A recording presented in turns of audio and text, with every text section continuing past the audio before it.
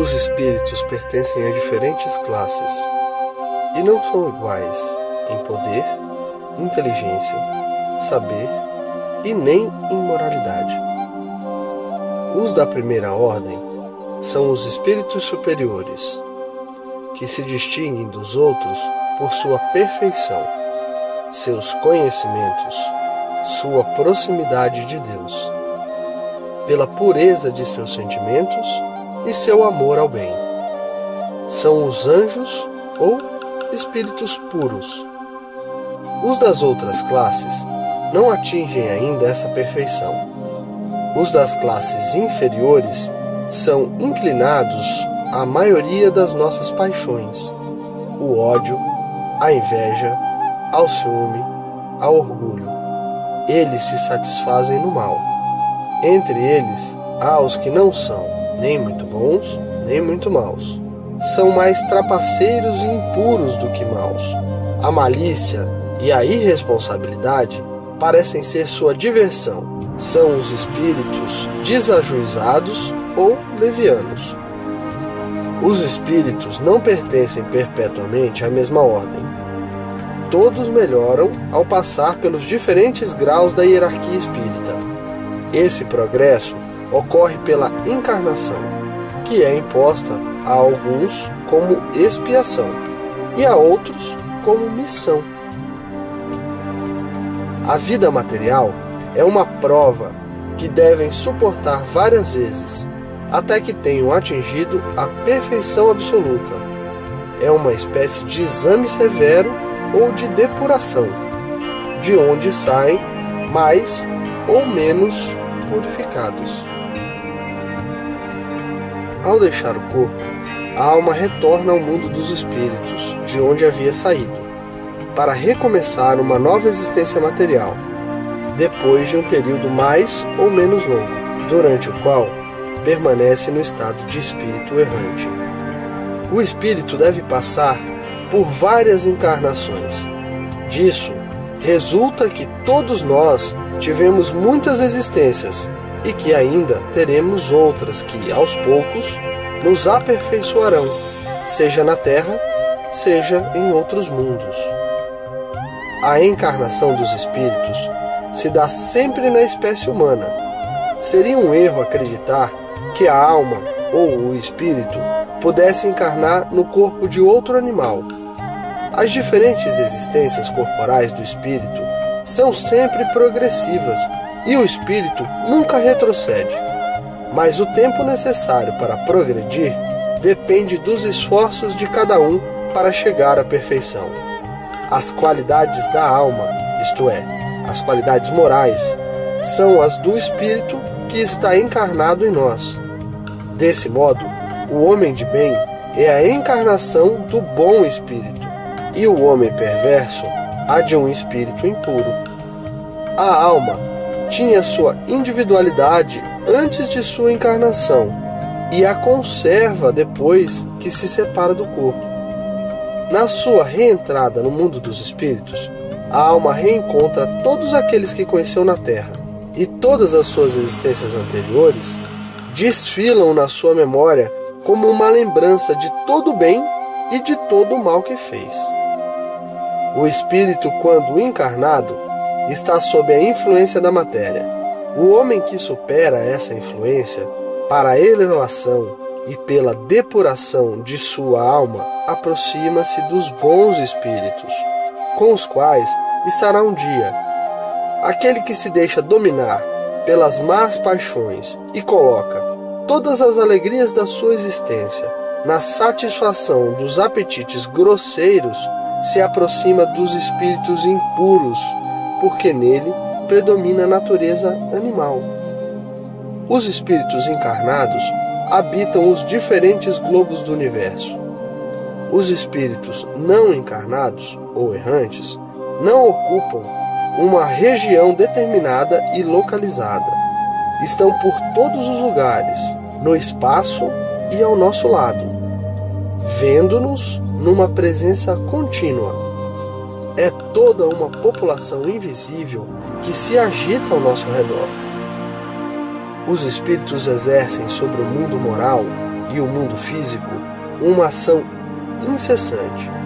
Eles agem sobre a matéria e o pensamento e constituem uma das forças da natureza, causa determinante de uma multidão de fenômenos até agora inexplicável ou mal explicada e que apenas encontram esclarecimento racional no Espiritismo. As relações dos espíritos com os homens são constantes. Os bons espíritos nos atraem e estimulam para o bem, sustentando-nos nas provações da vida e ajudando-nos a suportá-las com coragem e resignação. Os maus nos sugestionam para o mal. É um prazer para eles nos ver fracassar e nos assemelharmos a eles. As comunicações dos espíritos com os homens são ocultas ou ostensivas. As comunicações ocultas ocorrem pela influência boa ou má que exercem sobre nós sem sabermos. Cabe ao nosso julgamento discernir as boas das más inspirações. As comunicações ostensivas ocorrem por meio da escrita, da palavra ou outras manifestações materiais, muitas vezes por médiuns que lhes servem de instrumento. Os espíritos se manifestam espontaneamente ou por evocação. Podem-se evocar todos os espíritos, tanto aqueles que animaram homens simples, como os de personagens mais ilustres, qualquer que seja a época em que viveram, os de parentes, amigos ou inimigos, e com isso obter, por meio das comunicações escritas ou verbais, conselhos e ensinamentos sobre sua situação depois da morte, seus pensamentos a nosso respeito, assim como as revelações que lhes são permitidas nos fazer. Os espíritos são atraídos em razão de sua simpatia pela natureza moral, do ambiente em que são evocados. Os espíritos superiores se satisfazem com reuniões sérias, em que dominam o amor pelo bem e o desejo sincero de receber instrução e aperfeiçoamento.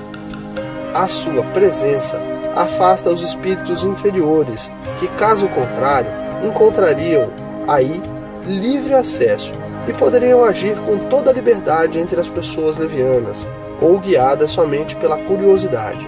Em todos os lugares onde se encontram maus instintos, longe de obter bons conselhos, ensinamentos úteis, devem-se esperar apenas futilidades, mentiras, gracejos de mau gosto ou mistificações, visto que, frequentemente, eles tomam emprestado nomes veneráveis para melhorar e induzir ao erro.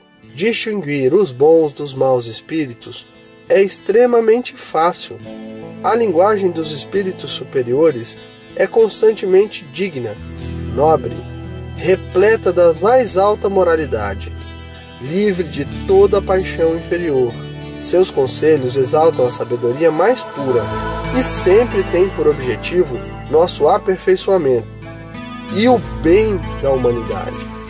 A linguagem dos espíritos inferiores, ao contrário, é inconsequente, muitas vezes banal e até mesmo grosseira. Se por vezes dizem coisas boas e verdadeiras, dizem na maioria das vezes coisas falsas e absurdas, por malícia ou por ignorância.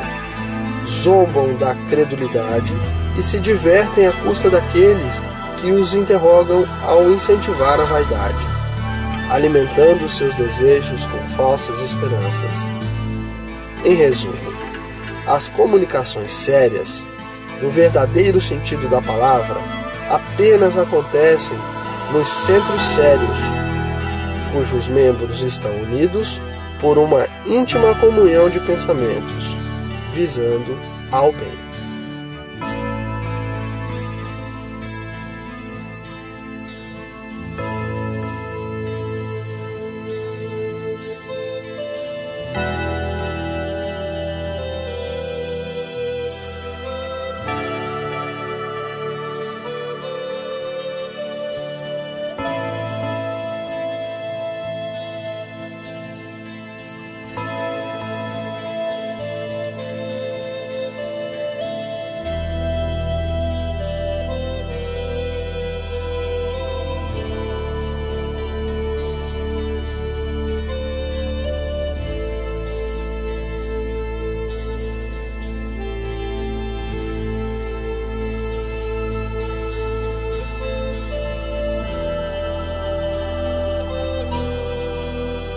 A moral dos espíritos superiores se resume como a de Cristo neste ensinamento evangélico: fazer aos outros o que queríamos que os outros nos fizessem, ou seja, fazer o bem e não o mal.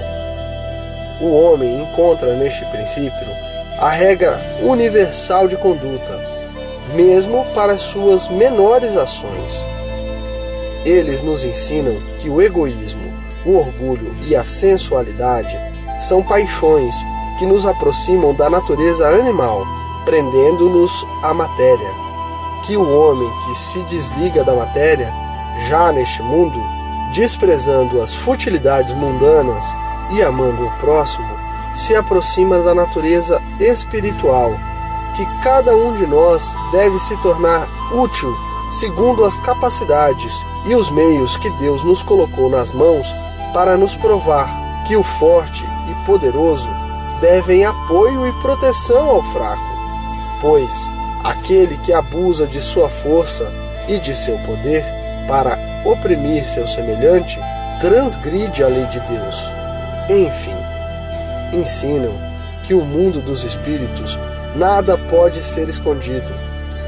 O hipócrita será desmascarado e todas as suas baixezas descobertas, que a presença inevitável em todos os instantes daqueles com quem agimos mal é um dos castigos que nos estão reservados, que ao estado de inferioridade e de superioridade dos espíritos equivalem punições e prazeres que desconhecemos na terra. Mas também nos ensinam que não há faltas imperdoáveis, que não possam ser apagadas pela expiação, pela reencarnação, nas sucessivas existências, mediante os seus esforços e desejos de melhoria no caminho do progresso. O homem avança sempre e alcança a perfeição, que é a sua destinação final. Este é o resumo da doutrina espírita, resultante do ensinamento dado pelos espíritos superiores.